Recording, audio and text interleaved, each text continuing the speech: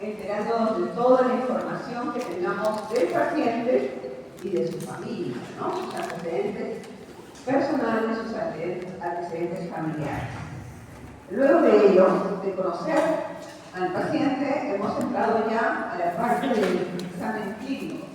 Hemos empezado por la parte macroscópica, ¿no? Por la parte de la observación clínica desde que entra el paciente, ¿no? La endoscopía, para ver si el paciente es un paciente que tiene una adecuada locomoción, adecuados movimientos, buen equilibrio, se expresa con naturalidad, ¿no? Su forma de hablar, si está muy alto para su edad, está muy bajito para su edad, está muy gordito para su edad, está muy flaquito para su edad. Estamos haciendo el examen clínico macro, ¿no?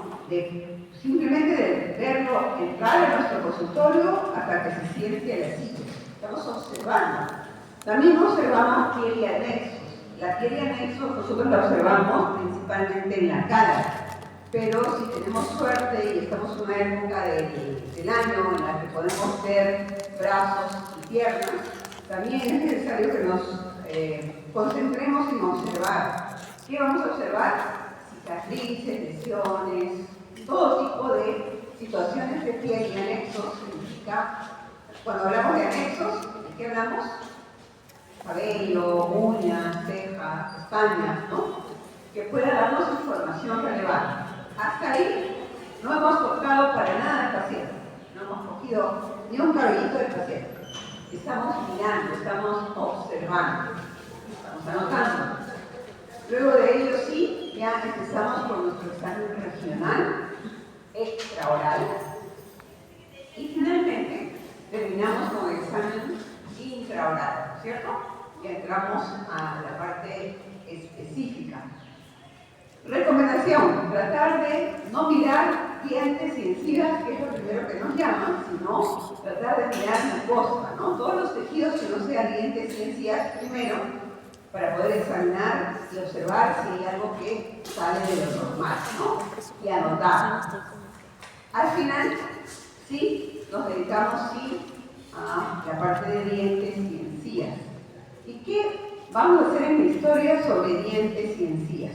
Obviamente vamos a hacer la observación, vamos a realizar una exploración, en el caso de los dientes. Recuerden que la exploración de los dientes tiene que ser con una sonda periodontal, que significa que no debe tener punta, debemos hacerlo muy suavecito, porque es muy probable que encontremos tejido reblandecido, que si lo hacemos con un instrumento muy pulso cortante o lo hacemos de forma muy agresiva, podemos desmoronar un tejido que fácilmente pudo haberse recuperado, ¿sí? Entonces, hacerlo con mucho cuidado, dijimos con buena iluminación, campo seco, la superficie debe estar limpia, lo que significa que deberíamos o haber hecho una muy buena técnica de cepillado o hacer una profilaxis, ¿no? Entonces voy a hacer dos cosas.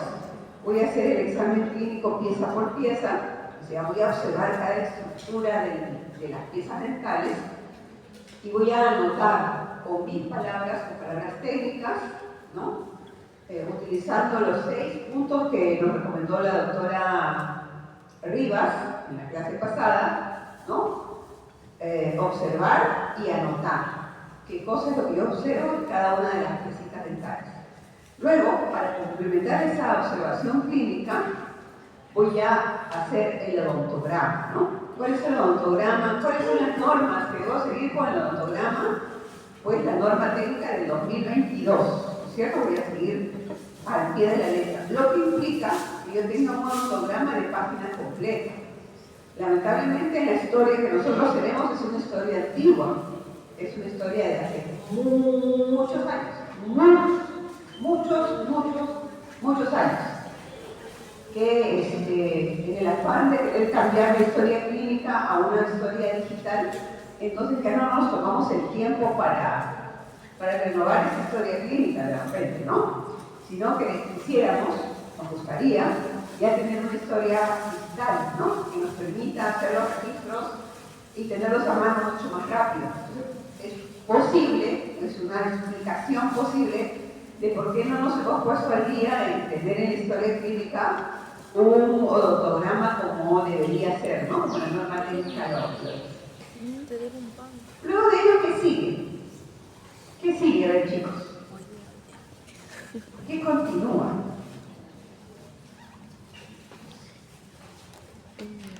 Ya hice todo, ya lo hicimos a recordar, hice toda la historia clínica. ¿Qué sigue? El odontógrafo.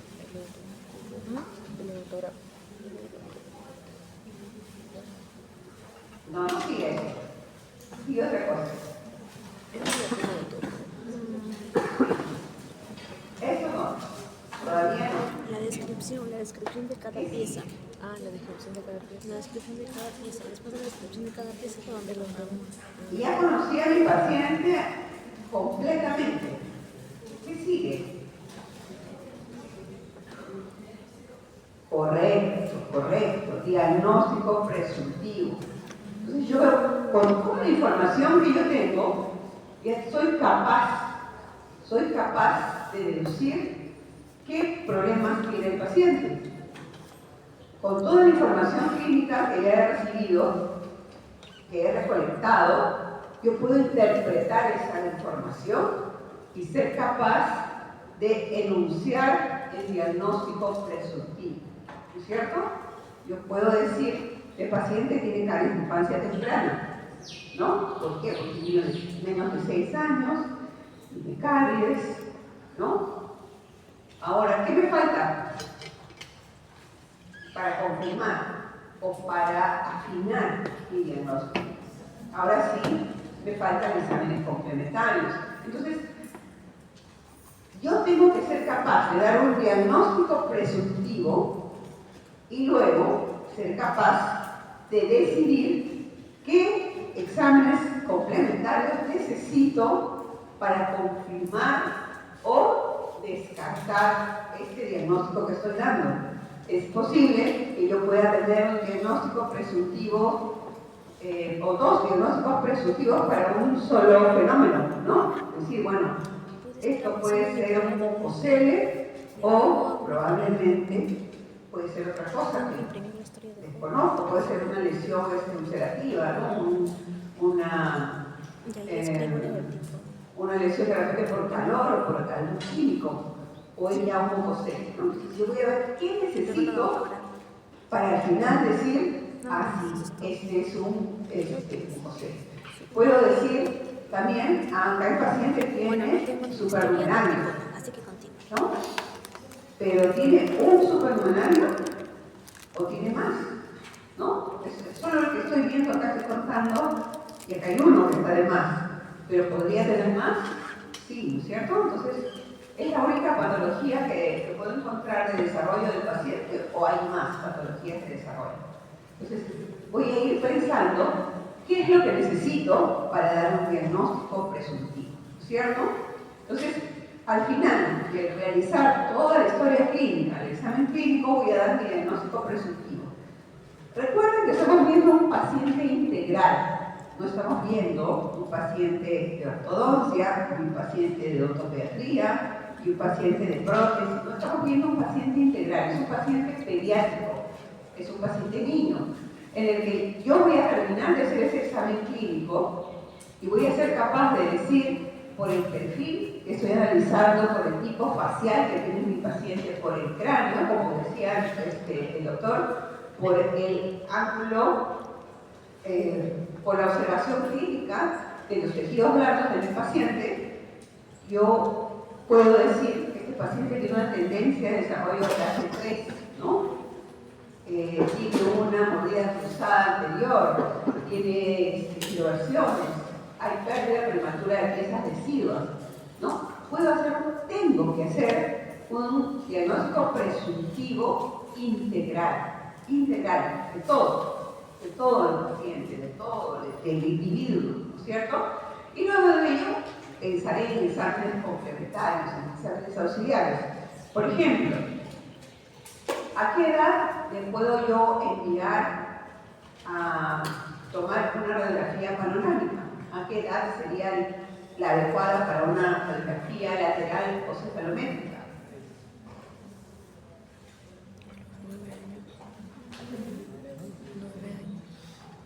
¿A qué edad sería una ideal apropiada o adecuada para enviar una radiografía panorámica? Después de los 7 años. ¿Por qué no antes? ¿Por qué no antes?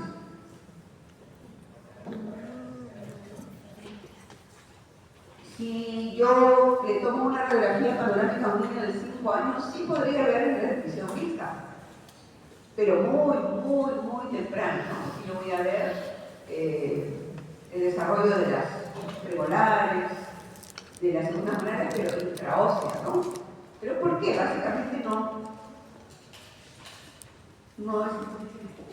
no sería conveniente, porque no es que no esté indicado, no sería conveniente. O tengo que pensarlo muchas veces antes de mandarle una panorámica a un niño de 5. ¿Por qué?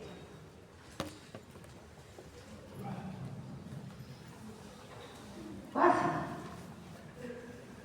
¿Qué se necesita para tener una muy buena radiografía panorámica? Que el paciente coopere, que el paciente se quede inmóvil, que no se asuste, que no se mueva cuando pase la cámara y quiera mirar por dónde va la cámara, ¿no?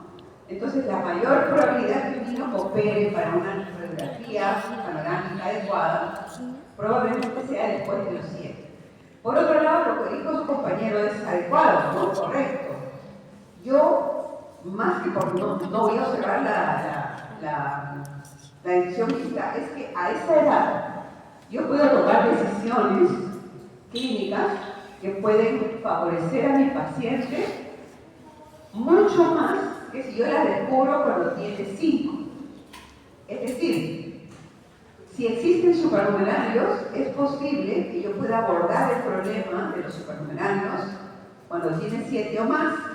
Es más difícil y más complicado abordar el problema de los supranumerarios cuando tiene 5, ¿no? Hacer una cirugía, programar una cirugía, es probable que yo consiga información, pero que no pueda ser capaz de resolver el problema a esa corta edad. ¿Significa que un niño de menor de 5 años no le debería mandar una radiografía panorámica? No. Significa que usted debe tener una muy buena razón para hacerlo, ¿no? Debe tener una muy buena razón para enviar a tomar una radiografía panorámica a un niño menor de 7 años. ¿No? ¿Por qué le estoy enviando? Tiene menos de 7 y le estoy enviando una panorámica, debe haber una excelente razón clínica para que usted haga eso, ¿no? Y la cefalométrica,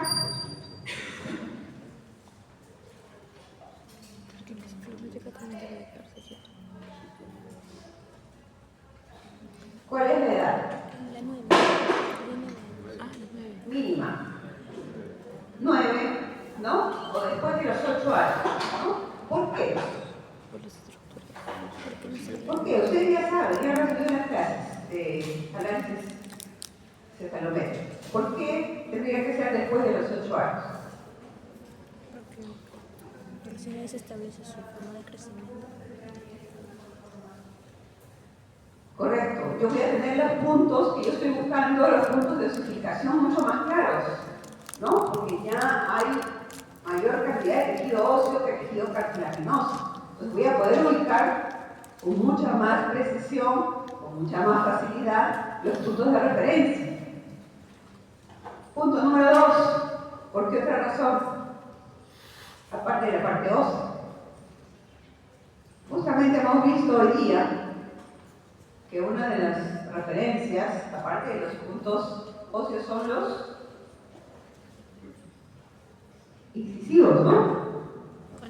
Los incisivos, las molares. Entonces, si yo no puedo contornear y tener bien ubicado el incisivo, mis referencias no van a estar las adecuadas, ¿no? Entonces yo tengo que esperar, por lo menos, que los incisivos estén bien ubicados, ¿no? Y eso sucede generalmente después de los 8 años, ¿no? Entonces, son razones básicas por las que usted debe pensar mucho en qué edad es correcto pedir una flor. ¿Significa que a un niño menor de 8 años no le debo mandar encefálica, citométrica o lateral? No. Significa que usted debe tener una muy buena razón, muy buena razón para hacer este pedido, ¿no? Entonces, en resumen, nosotros lo que hacemos luego del examen clínico es enunciar mi diagnóstico presuntivo y luego yo tengo que ser capaz de solicitar los exámenes complementarios adecuados que me permitan tener un diagnóstico definitivo, ¿no? Uno de los exámenes complementarios más usados pues, son las radiografías, ¿no? Entonces, de eso se trata el día de hoy. Vamos a hablar sobre radiografías. ¿Tenemos otros exámenes auxiliares? Sí. ¿Cuáles? Salud. Modelos de estudio, fotografías, análisis de laboratorio, ¿no? Tenemos otro tipo de exámenes auxiliares. Por ejemplo, cuando realizamos una ficha de evaluación de riesgo, índice de higiene oral, también son elementos de los que nos valemos para poder determinar el diagnóstico de nuestros pacientes, ¿no? Entonces, pero una de las cosas más usadas que nosotros tenemos son las radiografías. Entonces, el objetivo del día de hoy es que ustedes puedan hacer las indicaciones o las solicitudes de los exámenes adecuados para su paciente, ¿no? Y analizarlos.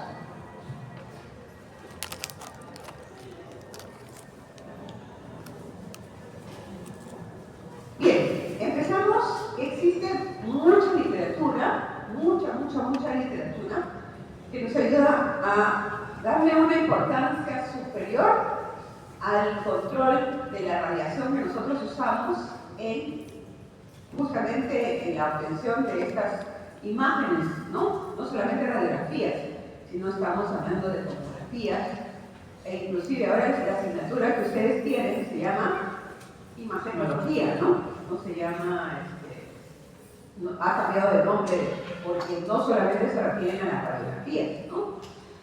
Ha cambiado mucho también porque podemos obtenerlas de forma convencional o de forma digital, ¿no? Entonces, tenemos la oportunidad de reducir esa radiación. Entonces, vamos a encontrar mucha literatura que nos permite recordar y reconocer los peligros que hay por el uso de la radiación. Obviamente, ustedes tienen toda una asignatura completa sobre imagenología. Yo no pretendo enseñarles cómo tocar una radiografía, ni cómo interpretar una radiografía, cómo leerla, sino lo que estamos hablando aquí es de introducirnos en este examen complementario, cómo lo utilizamos en odontopediatría, ¿no? Ese es el objetivo. Ustedes tienen una asignatura completa para eso, ¿no? Bien, entonces tenemos uno, cuando se trata de odontopediatría, hacer hincapié en que debemos minimizar los daños, ¿no? Minimizar los daños.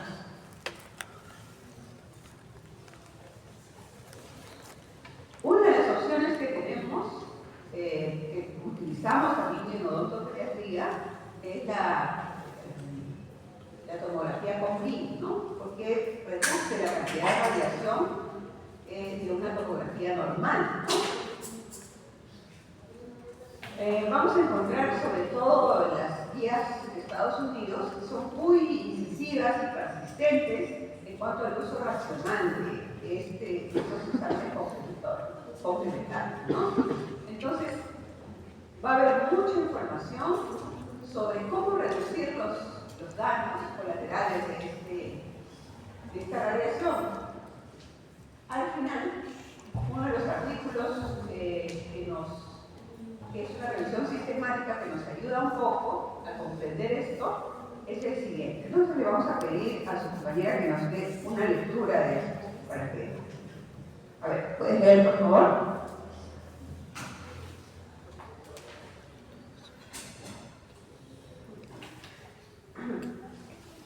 Los estudios incluidos se clasificaron adicionalmente en 5 categorías clínicas principales para el análisis: caries, afecciones patológicas, anomalías dentales del desarrollo, trauma dental y estudios relacionados con la comodidad técnica. En conclusión, no hay suficiente evidencia de alta calidad para el uso de radiografías intraorales en odontología pediátrica, y las pautas actuales se basan en gran medida en la opinión de expertos. Existe una clara necesidad de estudios estandarizados y bien realizados sobre el uso de la radiografía intraoral en odontología pediátrica. Muchas gracias. Entonces, en conclusión, no hay conclusión, ¿no? No tenemos conclusión. En conclusión, luego de analizar muchos artículos referentes a el uso de radiografías y otras imágenes en odontopediatría, no se puede dar un consejo único, un consejo basado en evidencia, como es lo que se pide ahora, ¿no? Con mucha razón. Pero sí debemos basarnos, obviamente, en el criterio y en lo que conocemos sobre radiación, ¿no?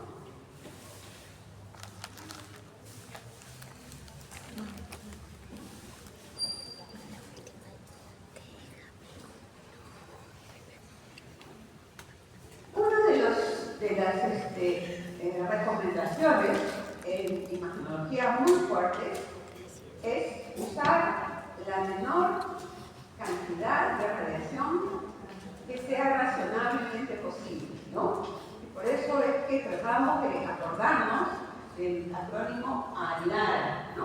Este es un acrónimo de la palabra en inglés, de la frase en inglés, que nos recuerda que utilicemos la menor cantidad de radiación posible. Pero hay una palabra clave, la menor cantidad de radiación posible. Pero hay una palabra que falta ahí. Razonablemente. O sea, con criterio, tiene que pensar. Yo no puedo decir, yo no voy a irradiar a este paciente porque es un niño pequeño, y por lo tanto yo sé que la radiación debe ser controlada, le va a hacer más daño porque es un niño en desarrollo. No le voy a mandar una tomografía porque es mucha radiación, pero probablemente su diagnóstico no va a ser el preciso y por lo tanto su tratamiento tampoco. ¿Y cómo se va a ver más perjudicado el paciente? ¿Por un poco de radiación y un diagnóstico preciso? ¿O por evitar la radiación y un diagnóstico errado? Entonces, ahí empieza lo razonable, ¿no? Usted tiene que, como profesional, por eso se está formando, decidir si merece la pena, vale la pena someterlo a una radiación, de repente alta, pero para tener un diagnóstico preciso y, por lo tanto, el tratamiento más adecuado para ese paciente. Obviamente lo estoy exponiendo a una radiación innecesariamente. De repente yo, ya por lo que tengo, puedo tener el diagnóstico preciso en ese momento, sin someterlo a una tomografía. Tengo las herramientas para realizar el abordaje quirúrgico, no necesito una tomografía. O por el contrario, sí la necesito, ¿no? Entonces, ese juicio debe ser hecho por experiencia, hecho pensando en el paciente, ¿no? El único objetivo es que usted cuide al paciente, que usted elija el menor daño siempre para su paciente, ¿no? Bien, entonces, ¿qué es lo que necesitamos para tener un paciente pues, bien cuidado en lo que respecta a la radiación? ¿Puede leer, por favor? Radiación en niños. La indicación para tomar radiografías es similar a adultos, pero cuanto más joven es el individuo, mayor es la vulnerabilidad a la radiación debido a la gran cantidad de divisiones celulares que ocurren en niños pequeños. Los niños también tienen una mayor proporción de la médula ósea ubicada en el cráneo que los adultos. El neonatal embromado con cuello de tiroides debe ser prevista para el niño de cualquier persona que lo acompañe. El tiempo de exposición para niños menores de 10 años de edad se puede reducir a la mitad o a un tercio del tiempo de exposición requerido para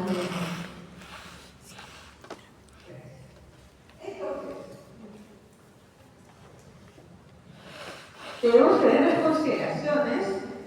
sobre todo de reducir la cantidad de la radiación. ¿Cómo reducimos la cantidad de radiación, jóvenes? ¿Cómo reducimos la cantidad de radiación expuesta que se expone en nuestro paciente para obtener esa imagen que nosotros necesitamos? Medidas de seguridad.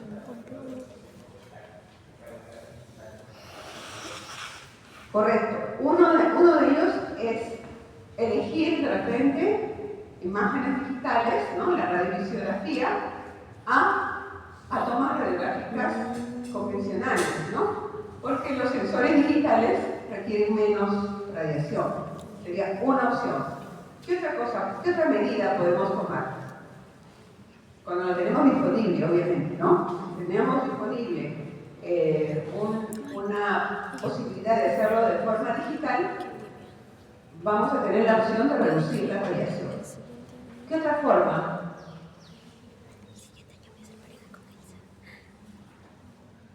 Ya dijimos que haciendo una selección adecuada, ¿no? Racional de la indicación de la radiografía. ¿Qué otra forma?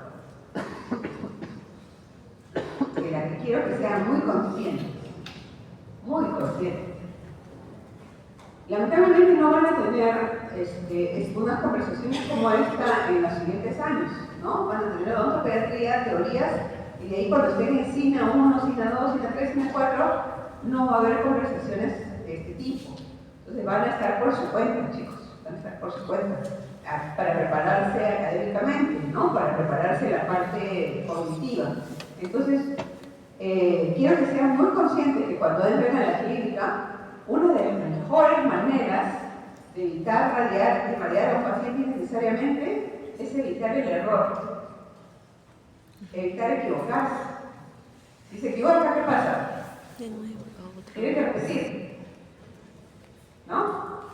Entonces, una de las formas más eficientes de evitar irradiar a un paciente innecesariamente es evitar el error, ¿no? Entonces hay que evitar el error. ¿Y cómo evito el error? A veces no es tan fácil, ¿no? Evitar el error. Pero ¿cómo podría evitar el error? Uno, preparándome bien, ¿no? Preparándome bien, aprendiendo bien la técnica,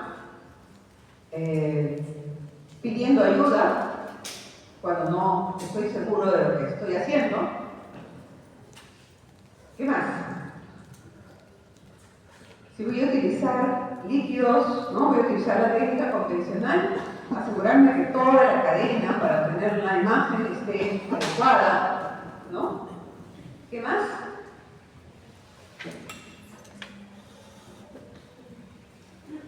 Asegurarme que la conducta del paciente es la adecuada, haberle explicado bien al paciente y obtener su colaboración, ¿no? Y últimamente, si por ahí el paciente no comprende, no nos ayuda mucho, tenemos que hablar con los padres para tener su cooperación, ¿no? Muchas veces vamos a pedir a los padres que sostengan la película, que acompañen al paciente para que no se mueva y evitar el error, ¿no? Entonces, tenemos que preparar a los papás, ponerles el mandil, los papás también, al niño, para que pueda sostener la película y evitar el error. ¿Qué pasa con las panorámicas? Tengo que preparar a mi paciente antes de someterlo a la panorámica, no es como un adulto, siéntate, quédate inmóvil, probablemente sí le va a hacer caso. Pero un niño tiene curiosidad, tiene miedo a los ruidos, tiene miedo a cosas extrañas, entonces usted tiene que preocuparse en explicar a su paciente qué es lo que va a suceder en esa toma radiográfica, ¿no? Entonces, así podemos disminuir, probablemente no evitar, pero disminuir el error y por lo tanto reducir la cantidad de radiación al paciente.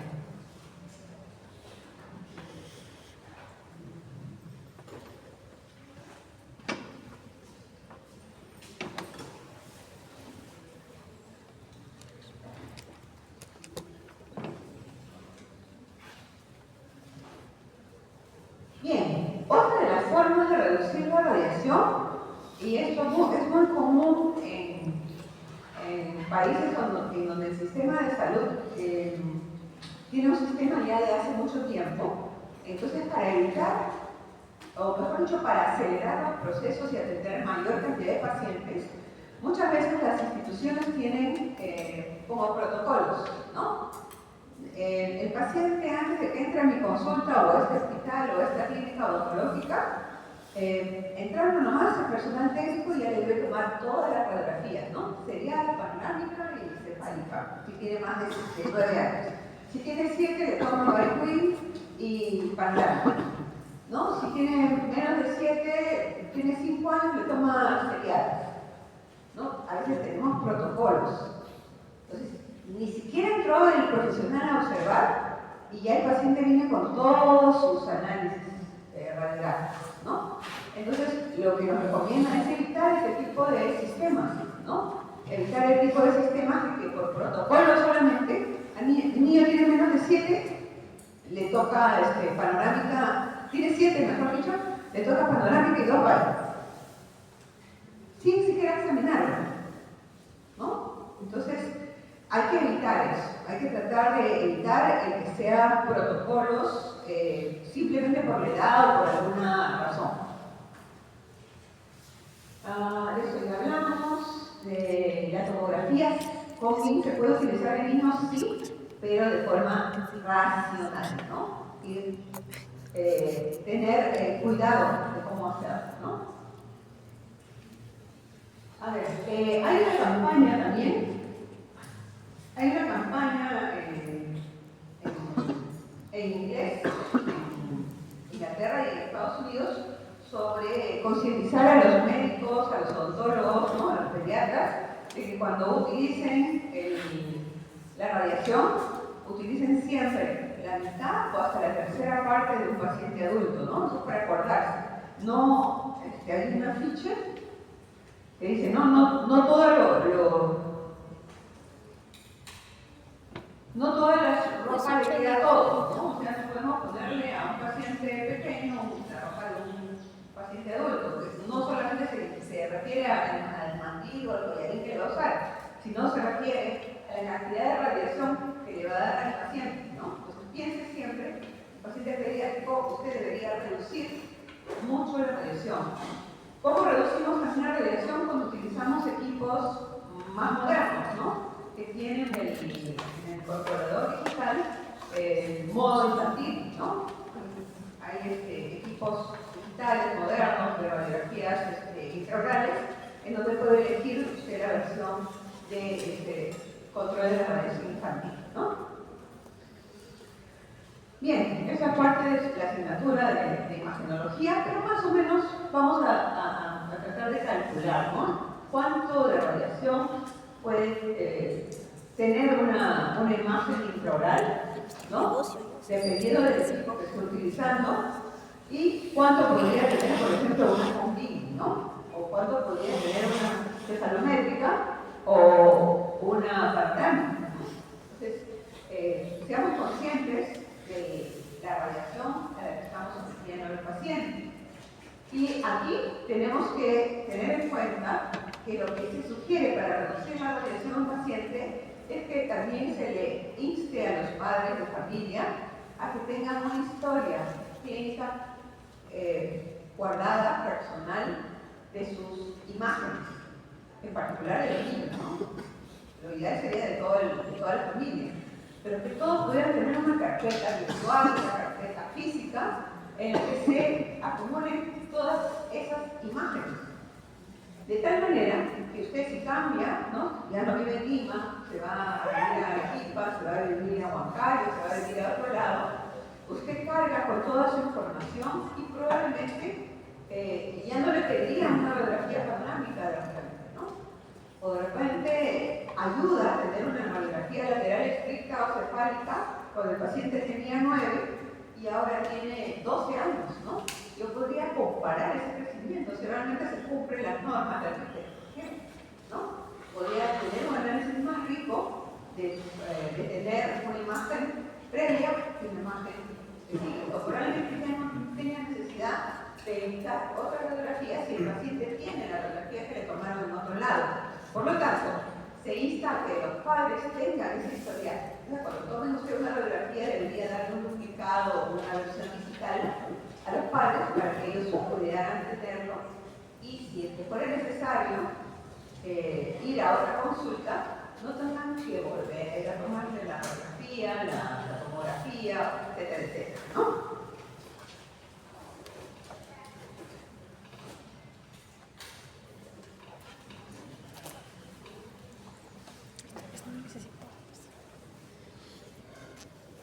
Bien, vamos a imaginar, este es un caso que está en la red, vamos a imaginar que tenemos un paciente que encontramos esta imagen, encontramos que hay ya erosionado de este lado las piezas permanentes, pero de este lado no, tiene 8 años y tenemos un lado que sí, ya tenemos el central y el lateral, y de este lado tenemos el central y lateral permanentes, y de este lado tenemos vecinos. Dijimos que en el proceso de erupción lo que debería haber es simetría, ¿cierto? Debemos tener un lado, tratar de verificar que esté sucediendo lo mismo del otro lado, ¿no? Entonces, cuando tenemos esta asimetría en el proceso eruptivo, nos llama la atención y tomamos radiografía. Y en la radiografía periapical obtenemos esta imagen. ¿Qué nos dice esa imagen?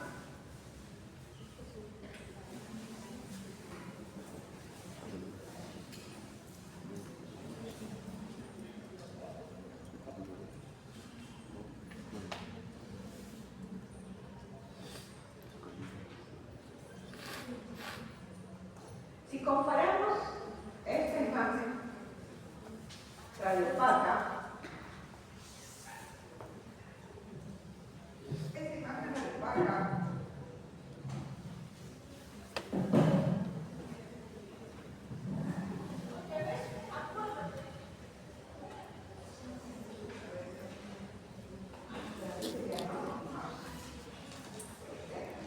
¿Qué dice?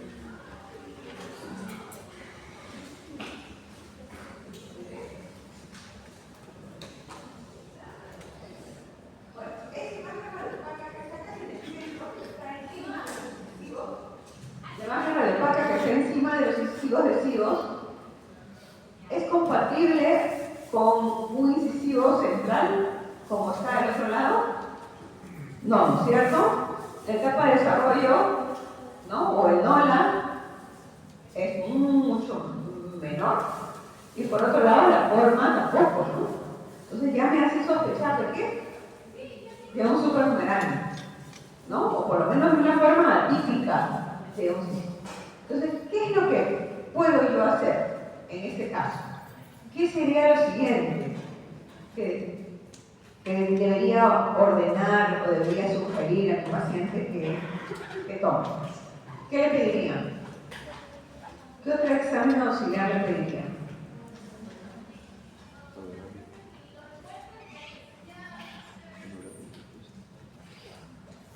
Panorámica podría ser una opción, ¿cierto?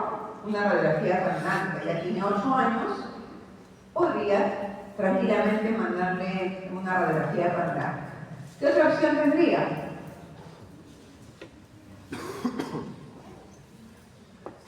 ¿Podría pedirle una combi? Sí, podría pedirle una tomografía, ¿cierto? Podría pedirle una tomografía. ¿Cuál elijo? Depende. ¿De qué depende? De la utilidad que yo tenga de la información clínica. Si yo tengo sospecha que en otra parte del cuerpo del paciente, en otra parte de la boca del paciente también hay otras supernumerarios, si tengo antecedentes familiares, ¿no? La mamá me dice, no, de su papá, de su familia y su papá, a uno le sacaron como 11 dientes de más, ¿no?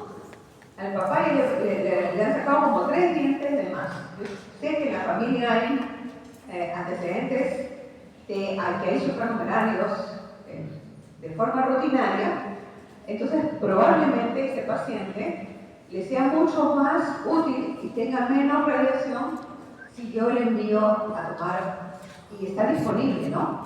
Económicamente, tengo acceso también cercano, ¿no? Geográfico, económico, social, tengo acceso a una radiografía, a una tomografía con mí. Probablemente sea conveniente de frente a una combi Porque cuando tenemos ese antecedente familiar,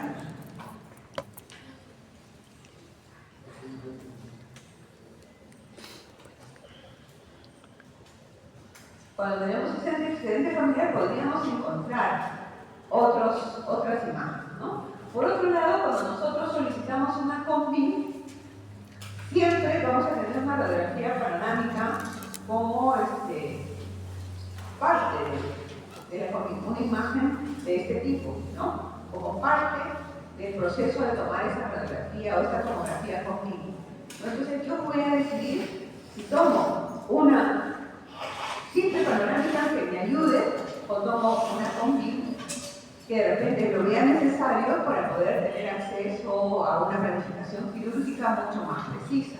O si, por ejemplo, tengo un historial de un paciente que la familia suele tener supernumerarios, ¿no? Entonces tengo que decidir, en base a la información de los antecedentes familiares, personales, de lo que yo conozco al paciente, mi criterio clínico, mi experiencia clínica, a pedirle solo una panorámica. ¿Qué otra opción podría haberle pedido?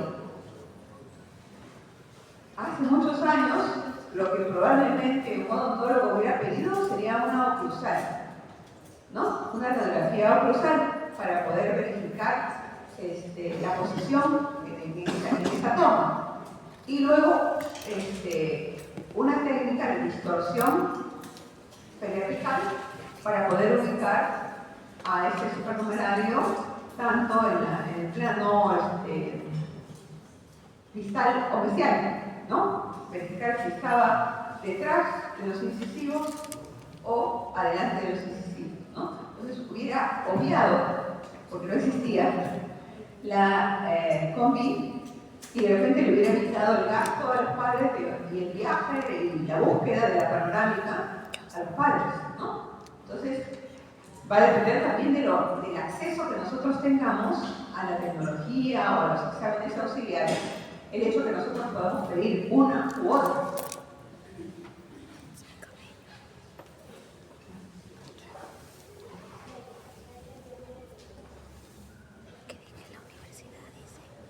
En este caso, entonces, lo que solicitaron fue una radiografía CONVI, una tomografía CONVI que les permite pues, tener una visión mucho más clara, hacer una planificación quirúrgica bastante más precisa de lo que teníamos enfrente, ¿no? Entonces, al final, por la conclusión, la orden que yo como profesional de sobre qué tipo de exámenes auxiliares presentar a mi paciente debe estar dentro de la filosofía ALAR, ¿no? La menor reducción razonablemente posible, ¿no? Tratar de reducir la cantidad de radiación que va a recibir mi paciente para yo tener un diagnóstico preciso y por lo tanto un tratamiento preciso. Si tengo opciones para hacerlo sin una tomografía CONVI, pues voy a tomar esas opciones, ¿no? Bien, ¿qué otras técnicas utilizamos en odontopediatría? Utilizamos la panorámica, como dijimos.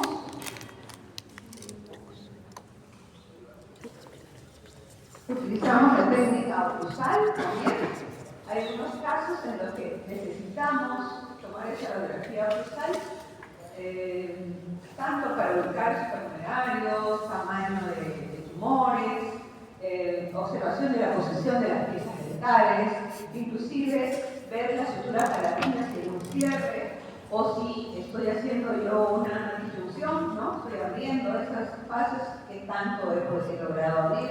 Va a haber ocasiones en las que yo utilice una radiografía oclusal convencional. ¿Conocen, chicos, la radiografía oclusal? Sí, ya. Ahora, en odontopediatría nosotros tenemos una modificación de la radiografía oclusal. ¿Cómo se toma una radiografía oclusal convencional? Con una radiografía especial, ¿no? Un tamaño especial. ¿Sí? ¿La conocen? Toda la plaquita oclusal. Bien.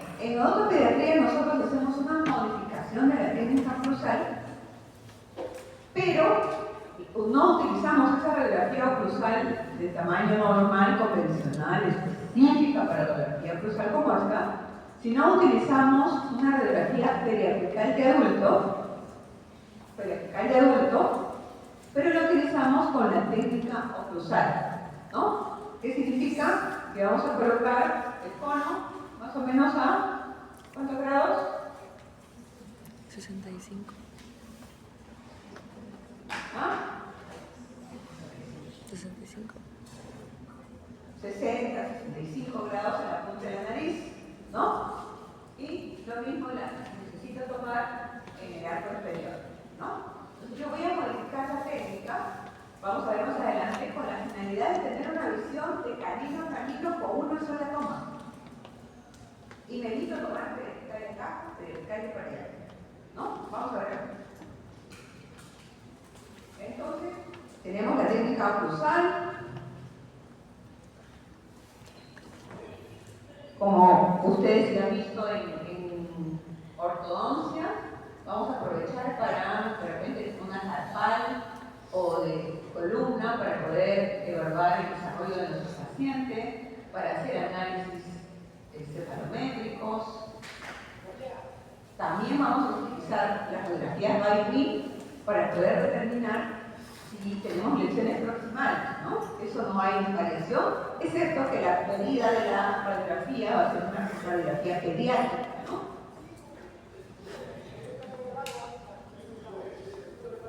Vamos a tener radiografías periapicales, obviamente, pero en las cuales vamos a tener observaciones un poco distintas a las radiografías periapicales en adultos. A ver, esta es la radiografía oclusal que les decía, ¿no? Si ustedes observan, aquí en esta técnica oclusal se ha utilizado una placa radiográfica periapical de adulto, pero se ha colocado en la zona de canino a canino de forma con la técnica oclusal. Eso nos permite, uno, que usted no toque el paladar del paciente con la placa, y el paciente no tiene nada, o no tiene costillas, ¿no? Y no la rechaza. El paciente solo tiene que morder y le resulta súper fácil, ¿no? El paciente, solo tienes que morder esto un ratito.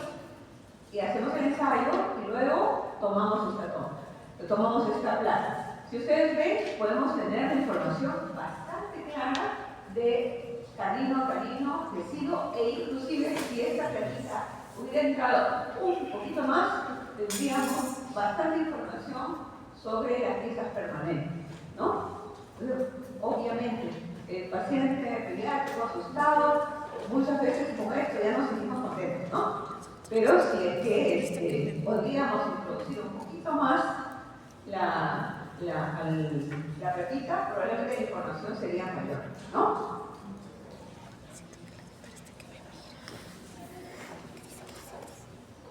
Bueno, las periapicales es el caso. Y luego de ello tenemos que hacer un informe, ¿no? En la guía que se les ha dado hay un recordario. Obviamente no es una clase de imagenología, ustedes tienen una asignatura para eso, pero sí hacemos un recordario de lo que necesitamos en su forma radiográfica, ¿no? Imagen radiolúcida, es amplia, es diminuta, es muy pequeña, está ubicada en la distal, está confinada a esmalte o se extiende a la dentina y luego compatible con, ¿no? En resumen, esta es la lectura que nosotros vamos a dar a nuestras radiografías.